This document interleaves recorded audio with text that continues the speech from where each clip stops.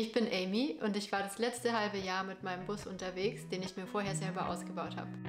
Ich hatte vor, im Süden im Warmen zu überwintern und generell dauerhaft im Camper zu wohnen, aber mein Leben hält mal wieder Überraschungen bereit.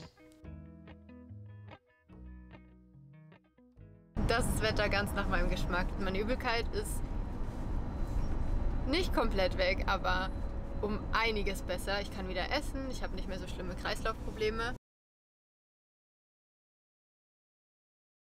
Jetzt gibt es keine Ausrede mehr. Ich habe das so lange vor mir hergeschoben, die Roomtour zu filmen.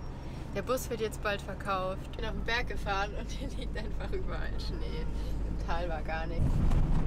Wow, und ich hoffe, dass ich da hinten den Feldweg lang fahren kann, ohne stecken zu bleiben. Wow. Ich hätte nicht stehen bleiben sollen. Oh, Leo. So aufgeregt. Hier dürft ihr als erstes raus. Zack. Und los. Heizung an. Ich hoffe, sie funktioniert. Ich habe nämlich einen ziemlich leeren Tank. Oh, dieses Wetter. Sonne macht mich glücklich.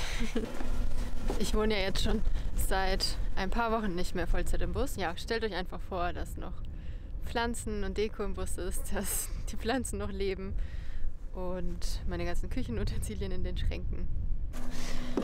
Wir fangen mal hier drin an und ich verrate euch ein paar technische Details von dem Bus. Erstmal Schuhe ausziehen und gemütlich machen. Das Fahrzeug hier ist ein VW Crafter, Baujahr 2010, 130 PS glaube ich, also der 2,5 TDI Motor, 140.000 Kilometer, ein Schaltgetriebe, 6-Gang-Getriebe, Klimaanlage und das war's, glaube ich auch. Mehr weiß ich nicht über dieses Auto. Hier ist eine Doppelsitzbank drin, das finde ich ganz cool für die Hunde. Die haben hier quasi ihren Bereich und ich habe hier so ein Rollo eingebaut, um den Fahrerraum von hinten zu trennen, also vom Wohnbereich und damit hier nachts keiner reingucken kann. Außerdem ist es so hat es so eine Thermobeschichtung und dadurch kühlt es nicht so sehr aus. Also die Kälte bleibt hier vorne drin, hinten kann ich heizen oder andersrum. Im Sommer bleibt es hinten schön kühl. Wenn hier die Sonne reinknallt, lässt sich auch hinter den Sitzen runterziehen. Das war echt eine gute Idee. Ich habe hier über der Fahrerkabine, da war einfach nur Verkleidung, die habe ich weggesägt und habe hier so ein Staufach gebaut. Ich habe einfach eine Holzplatte mit Filz bezogen und ja, ist nicht genau derselbe Ton wie die Originalverkleidung hier, aber sieht ganz stimmig aus. Schuhe wieder an und dann gehen wir nach hinten. Hier hinten ist das Staufach. Das ist ziemlich groß und ziemlich tief. Deshalb habe ich da meistens irgendwas reingestopft, was ich nicht ständig brauche. Da ist bestimmt auch noch irgendwas drin, das ich vergessen habe, wo ich nicht rankomme. Das ist der Boden, mit dem bin ich sehr zufrieden. Der ist gerade sehr schmutzig.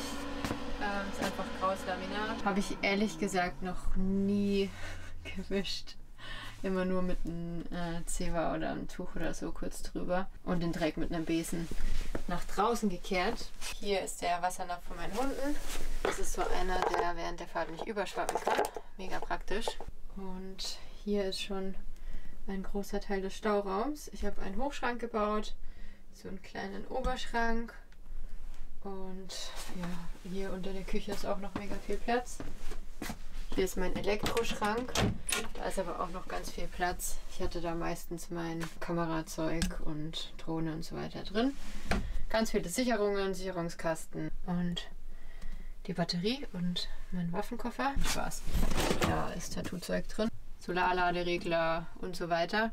Und hier ist noch ein Wechselrichter, denn es gibt einige 230 Volt Steckdosen im Bus. Hier ist mein Lichtschalter für die LEDs. Ich habe mir ganz helle LEDs ausgesucht und kalt-weiß, weil ich vorhatte, hier drin zu zeichnen.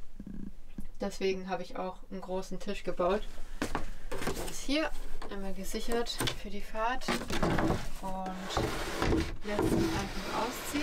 Also es sind keine Schienen oder so, sondern ein ganz normaler Holzauszug. Hier ist auch noch ein Bein dran, das lässt sich ausklappen, damit der Tisch schön stabil steht. Außerdem ist es noch als Bettvergrößerung gedacht. Das ist echt ein riesengroßer Tisch. Ich habe ihn kein einziges Mal benutzt. Das ist übrigens der Sitzplatz.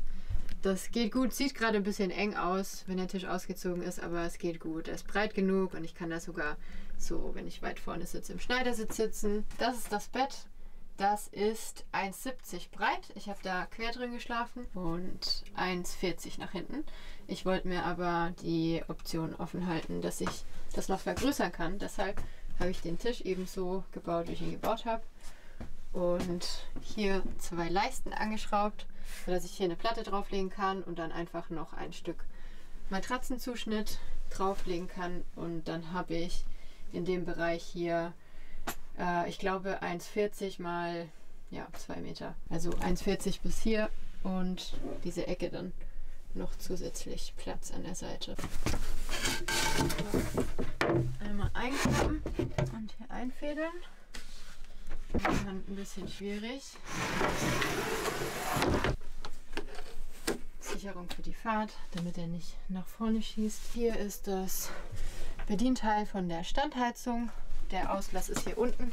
Ich wollte, dass die Hunde es schön warm haben da unten. Und die warme Luft zieht ja sowieso nach oben und dann wird es hier hinten am Bettbereich schön warm. Ich habe hier auch nirgends Holzverkleidung an den Wänden. Also ich habe natürlich Holzverkleidung drunter und 19 mm Armaflex Dämmung. Aber ich habe das dann mit Filz beklebt, damit es hier hinten im Schlafbereich schön kuschelig ist. Kalte Holzwände, kalte lackierte Holzwände finde ich mega unangenehm. Bin wieder komplett außer Puste, nur vom Reden. Oh, sieht schon ganz schön traurig aus hier. Ohne Deko, ohne meine Pflanzen. Ich mag es minimalistisch, aber so ganz ohne sieht schon ein bisschen traurig aus. Unbewohnt halt. Dann gehen wir hier die Schränke noch fertig durch. Hier war ja mein Elektroschrank und Elektronik, Stauraum und so weiter. Da ist übrigens alles mit so kleinen Dingern gesichert zum Einhaken, damit während der Fahrt nichts aufgeht und rausfliegt. Hier hatte ich meine Klamotten drin.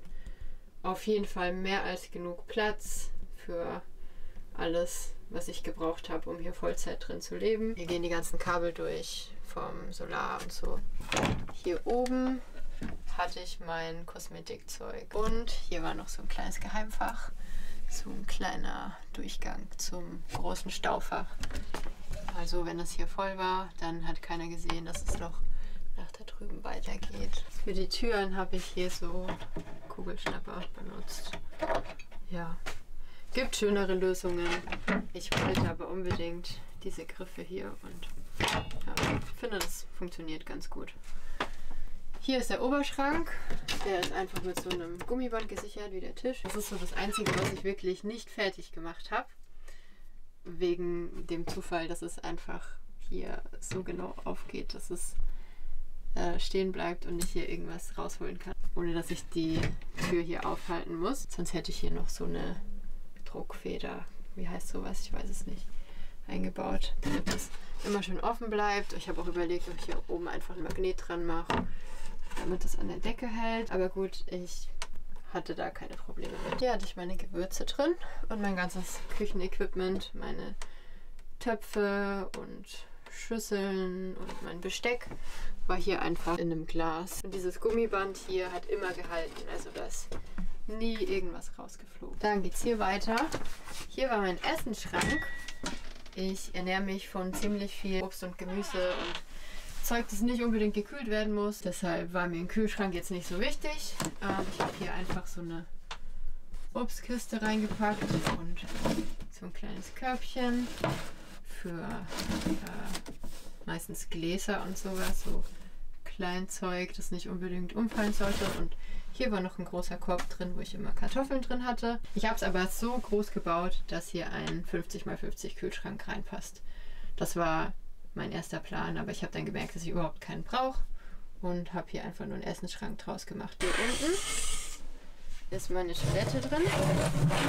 Das ist eine Trockentrenntoilette, die kann ich euch auch mal verlinken. Mit der bin ich sehr, sehr zufrieden. Also ich habe die jetzt wirklich über ein halbes Jahr täglich benutzt und hatte absolut keine Probleme. Es lässt sich alles total leicht entsorgen, weil kompostierbar und es entsteht kein Müll. Der letzte Stauraum hier auf der Seite. Hier ist so ein Sitzplatz. Und hier drunter befindet sich ja die Standheizung. Da ist einfach so eine Holzabdeckung drauf. Lässt sich ganz einfach hochheben, falls ich da mal dran muss, wenn irgendwas kaputt geht oder so. Die ganzen Kabelschläuche und so sind auch da drunter. Und ich kann da eben einfach Sachen draufstellen. Ich hatte hier auch große Schüsseln und so sperrige Sachen, Teekannen und sowas drin. Und meine ganzen Reiniger. Übrigens ein Tipp von mir. Das hier ist so ein Öko-WC-Reiniger.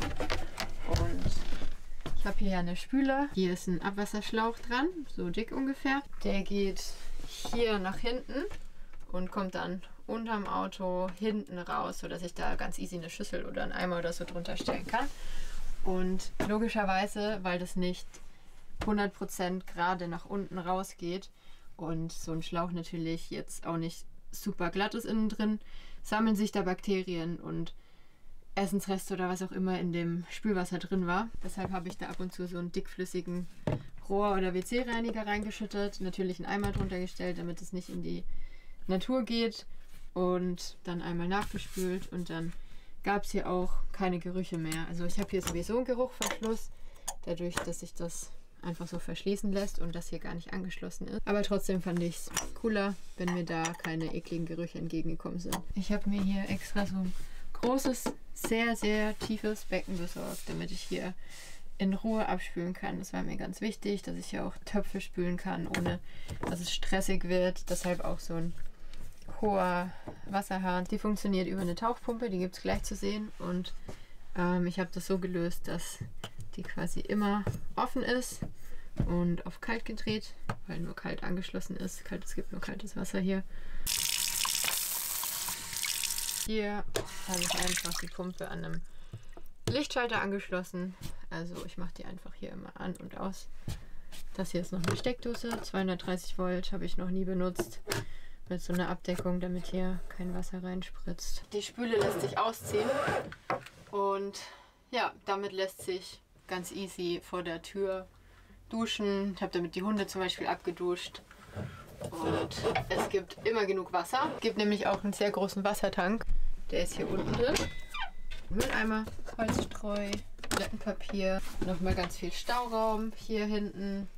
Hier unten auch noch. Hier hatte ich immer Decken oder Handtücher oder so drunter geschoben. Und hier ist der Wassertank. Das sind, ich glaube, 90 Liter. Hier liegt der Wasserschlauch. Der lässt sich hier anstecken, um den Tank zu befüllen.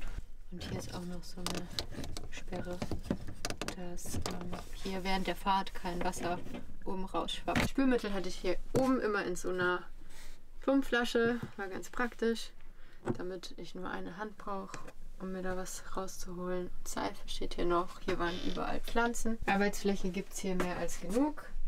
Hier ganz viel Platz, hier ganz viel Platz und hier noch zum Ausklappen.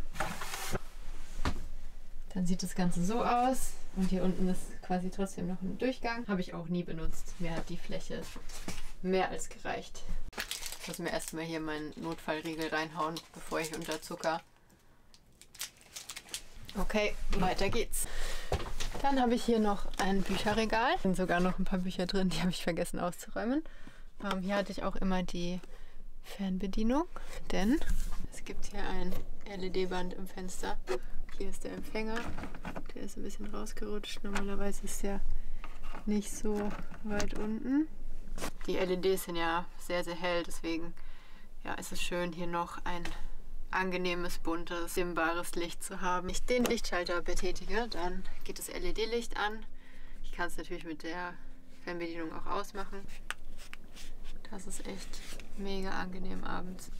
Und es ist Strom auf der USB-Buchse. Ich wollte nicht, dass sie immer an ist, weil es erstens Strom verbraucht und zweitens hier so ein nerviges Licht hat. Dann fehlt nur noch hinten die Fahrradgarage, der Stauraum unterm Bett.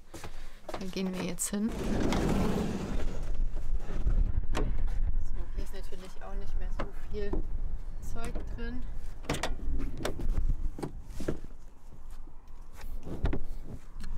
Boah, es ist super windig. Hier sind Vorhänge dran, die hatte ich auch immer als Mückenschutz. Hat ganz gut funktioniert. Hier oben ist eins der Solarpanels. Sieht jetzt so aus, als würde es ein bisschen überstehen. Ist aber nur eine optische Täuschung. Es steht nicht über, Es war aber sehr knapp, dass es noch drauf gepasst hat. Hier oben ist ja das Bett und hier unten war mein Fahrrad. Da ist jetzt gerade Wäsche drin.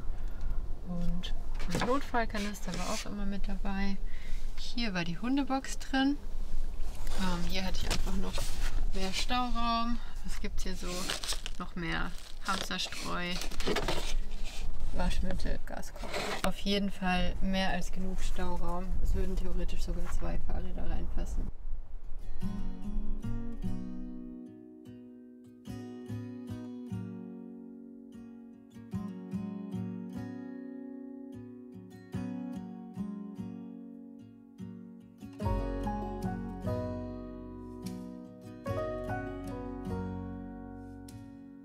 Meine Übelkeit ist nicht komplett weg, aber um einiges besser. Alles so viel anstrengender. Ich bin wieder komplett außer Puste nur vom Reden.